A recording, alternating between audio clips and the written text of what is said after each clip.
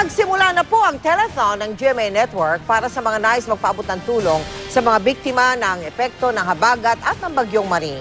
Maaari po kayong tumawag sa telephone number 981-1950. Bukas po ang aming telethon hanggang mamayang alas 11:30 ng gabi. Muli ko po kaming tatanggap ng mga tawag bukas simula alas 6 ng umaga. Samantala, ang GMA Kapuso Foundation po ay bukas 24 oras hanggang bukas ng umaga.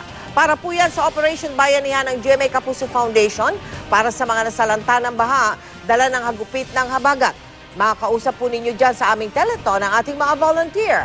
Kabilang ang mga Kapuso celebrities na katulad niyan, sila Lauren Yang, si Elmo Magalona, si Thea Tolentino, nandyan din si Barbie Forteza, si Bea Benene, nariyan din at si Derek Monasterio. Sa mga nais naman tumulong, kailangan po ang mga sumusunod, anumang pagkain tulad ng bigas, noodles at delata.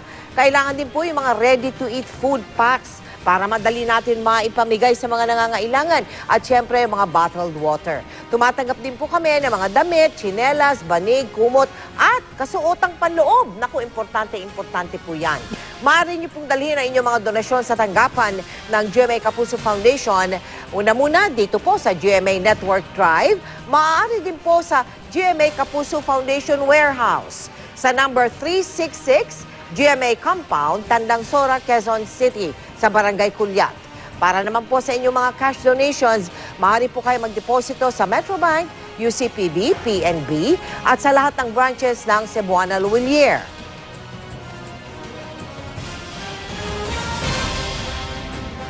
Wala pong service fee na ibabawas ang mga bangko sa inyong donasyon patungo sa GMA Foundation. Si Marian Rivera, nandyan din. Ayan, dumating na pala si Marian. Galing dun sa kanilang feeding doon sa Rojas District.